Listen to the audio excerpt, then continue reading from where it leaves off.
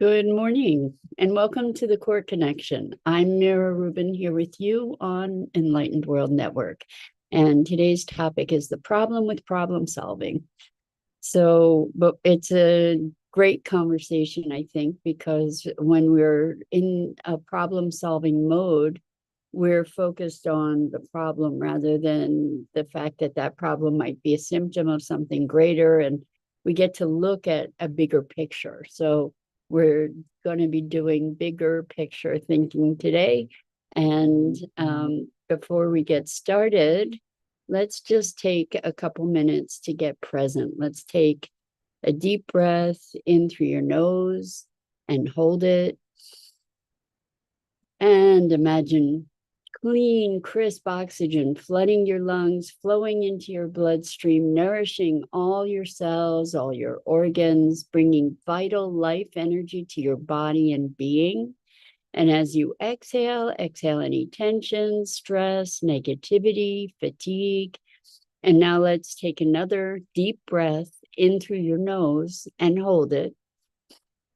This time, imagine brilliant, bright light lighting you up from the inside out, illuminating, electrifying, and energizing all your cells, all your molecules, your electrons, creating a brilliant beam of light and energy from your heart out into the world. And as you exhale any remaining tension, stress, negativity, fatigue. And now let's press our palms together. Vigorously rub your hands together to feel the friction, the pressure, the motion, the temperature, the tickling and tingling when you stop. And allow all those sensations to bring you present right here, right now, into this remarkable physical form that enables you to experience life. Welcome, welcome, welcome. So today we are talking about the problem with problem solving. And we've spoken about this before, but this conversation today comes from a conversation I had yesterday that was really interesting. Talking with someone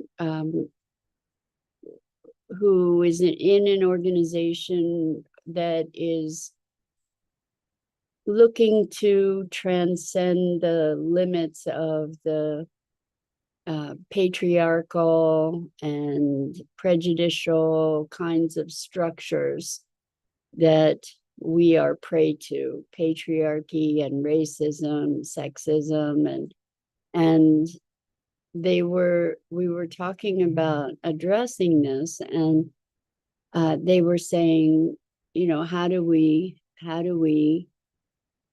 essentially fight these things? And we came to the awareness that if we're fighting those things, we're just enmeshed in them, right? We're affirming them over and over. And what this person had said was that they, in fact, were looking at what the system would look like if it were actually working. And we came to the awareness that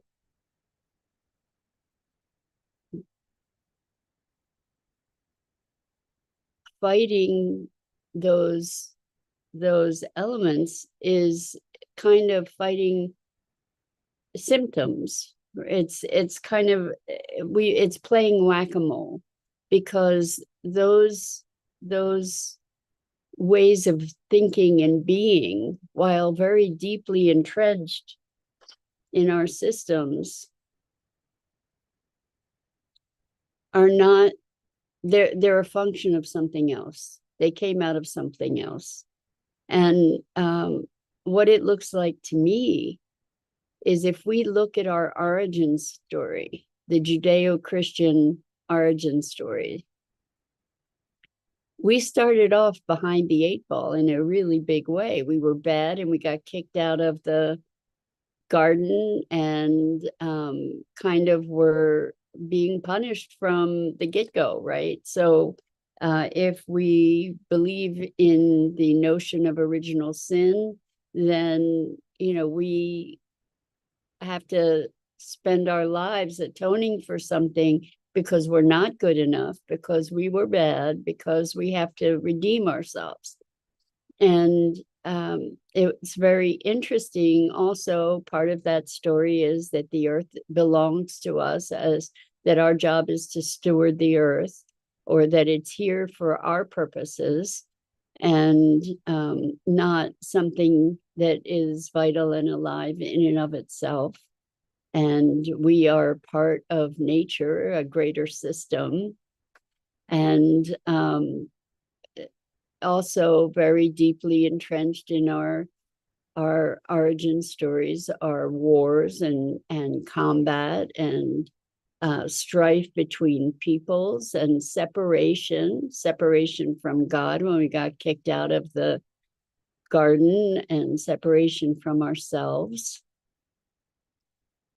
And so if we look at that story, there's so much there that explains our contemporary dynamics. And the thing is, that's not the only creation story in the world.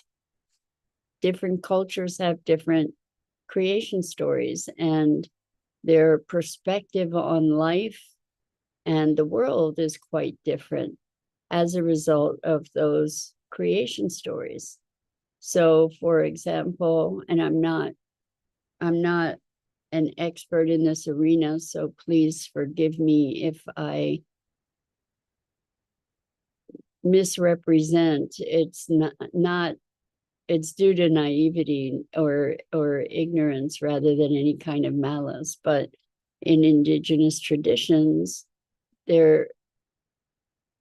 human beings are brother and sister to the four-legged creatures and the scaled creatures and the feathered creatures and the water and the sky and the elements, and that everything has this great aliveness to it, and we are all related.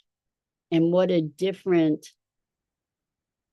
sensibility that relatedness generates for us experientially. To come into the world with that view, we have a very different relationship to the world around us.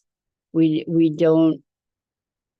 can't own a brother or sister, right? We can't be just raping and pillaging the earth. And we have a deeper regard for life, the cycles of life, respect for life. It's a very different perspective. So if we look at the problem with problem solving, in looking at the problems of our world is looking at how to cure racism, for example, or how to find how to cure the patriarchy. And the thing is that if we're just looking at the functions of the patriarchy, then we might try to implement some different structures in our governance, for example, or we might require quotas, or we might enact different laws and constraints. But the thing is that there's still this foundational conditioning in terms of our creation story, in terms of what the meaning is in our world and in our lives, that perhaps is more causative.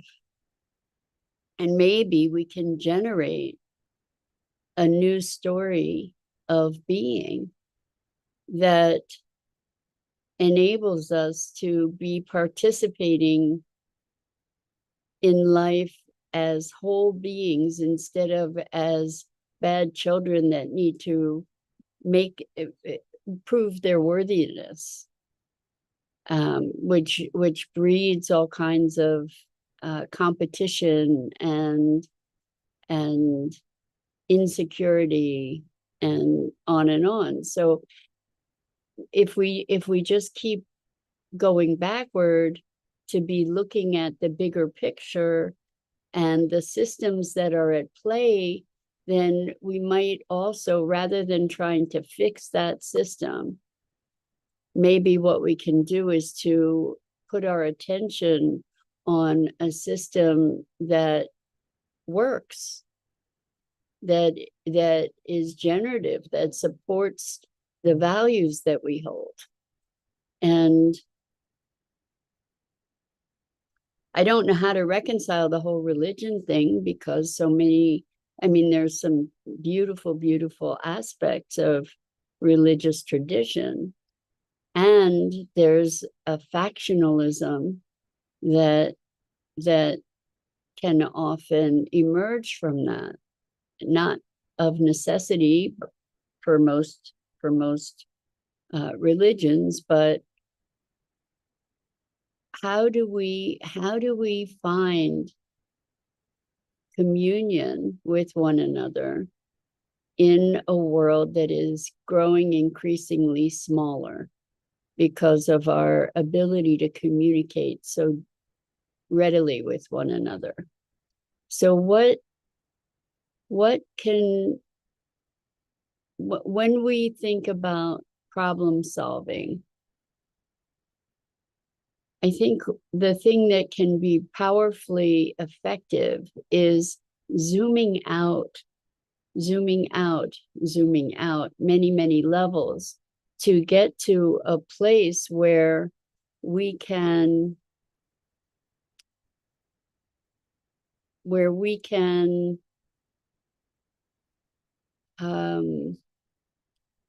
see more broadly, where we can recognize a broader landscape.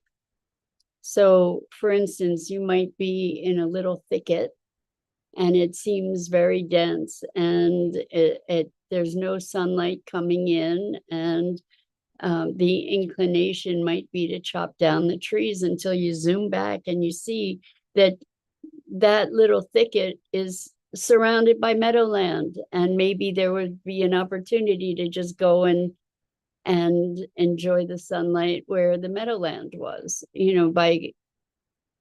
by looking in a narrow focus, we miss the big picture. And regenerative thinking, and this is a big movement now, is regenerative thinking, regenerative farming, regenerative law, regenerative everything, pretty much, enables us, or is about looking at the living systems and how those systems interact. So we can even be looking at our families and our relationships within our families and see the dynamics, and we can be very, very focused and very overwhelmed with certain personal dynamics. But then if we are able to stand back to see the broader picture, we're able then to recognize some things at play that wouldn't otherwise have been visible. And so that's the issue around problem solving, is that it is a game of whack-a-mole. It's a game of trying to deal with symptoms rather than a fundamental cause. So we can see that in our health system. Our health system is very much oriented to symptomatic relief in many, many ways, right? We have a problem with our digestion, so we take something to make it feel better, instead of maybe looking at what it is we're eating that might be causing that issue. looking at the bigger system to see how all these different components, all these different elements are interacting with one another dynamically. And so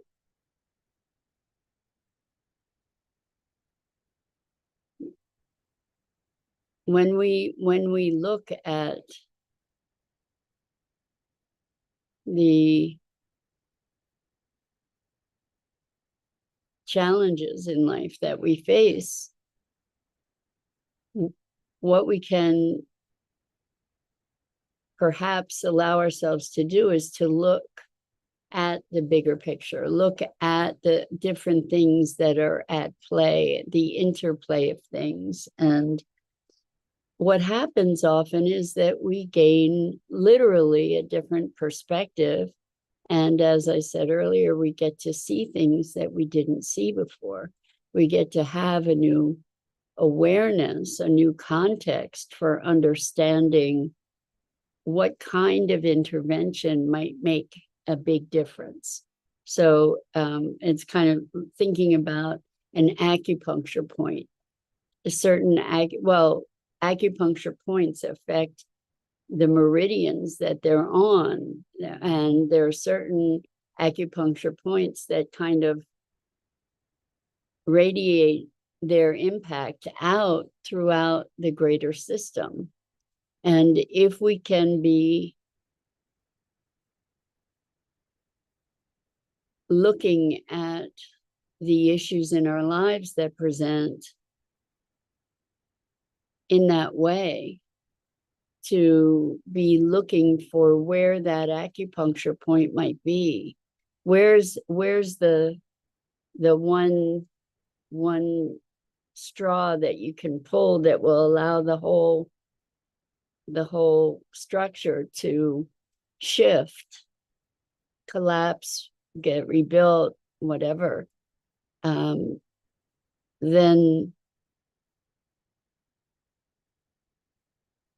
that's an economy of action, shall we say. So in the work that I do with clients, people come presenting problems, and this is a problem or that's a problem. And what we do is we explore what might be underlying that problem, that perceived problem. What might be the acupuncture point that would impact that problem and radiate out throughout their entire lives, because we often have these dynamics in our lives that affect everything. So, for example,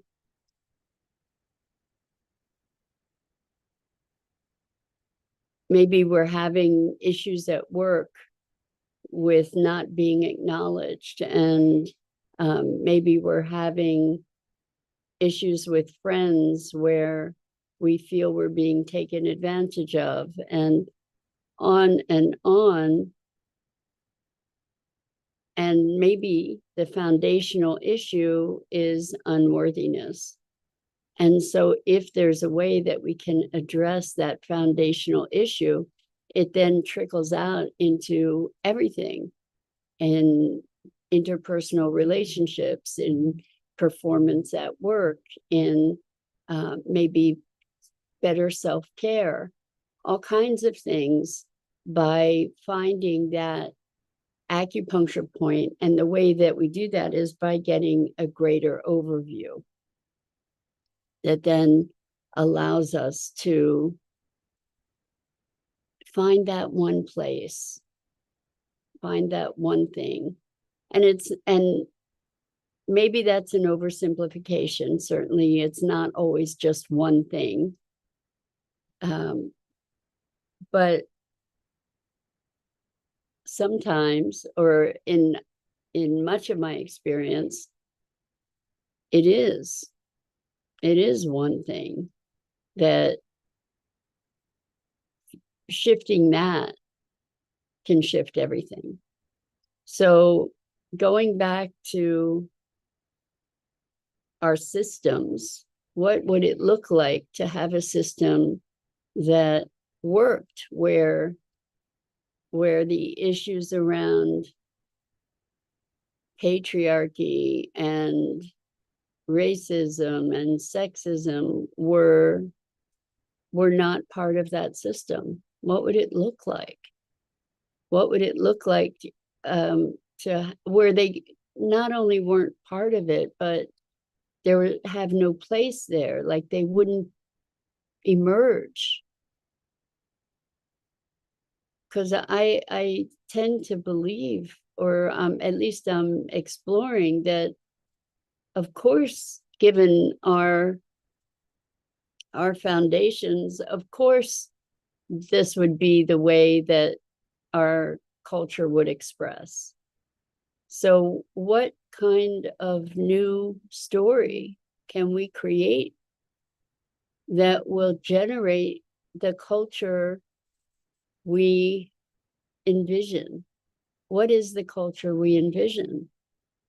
We're so deeply steeped in the history and traditions of the cultures that we have, and are often very attached to them and very identified with them and their rightness.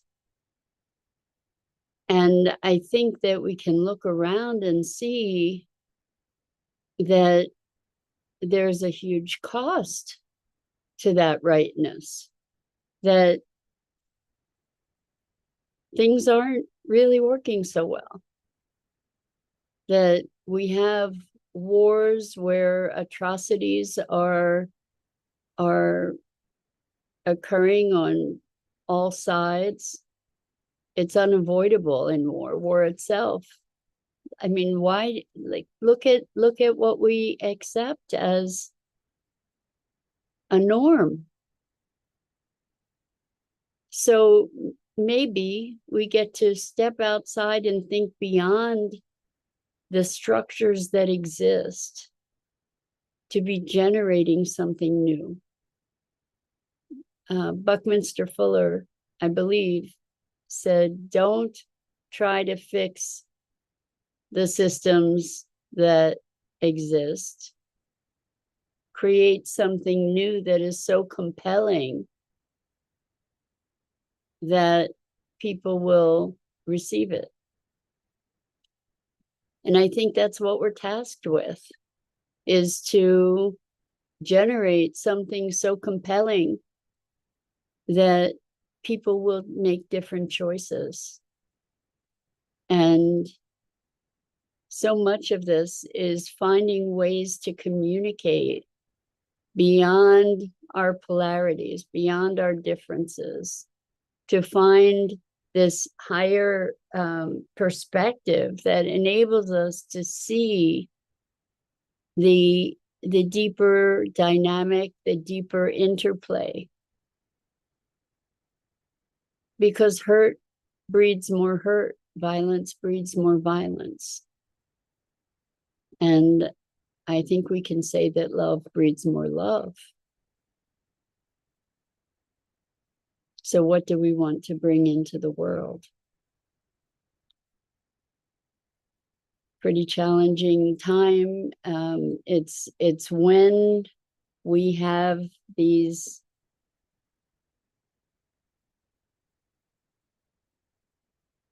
extreme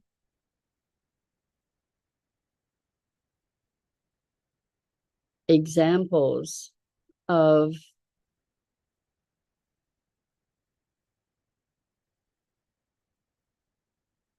violence and our darkness that we are called to even more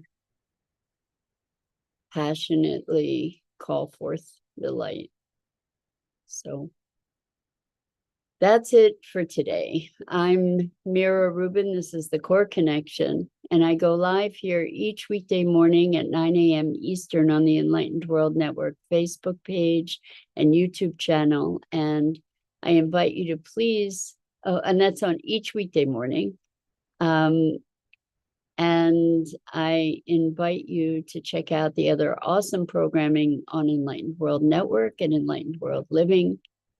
And I deeply, deeply appreciate the opportunity to have these inquiries and conversations and explorations together.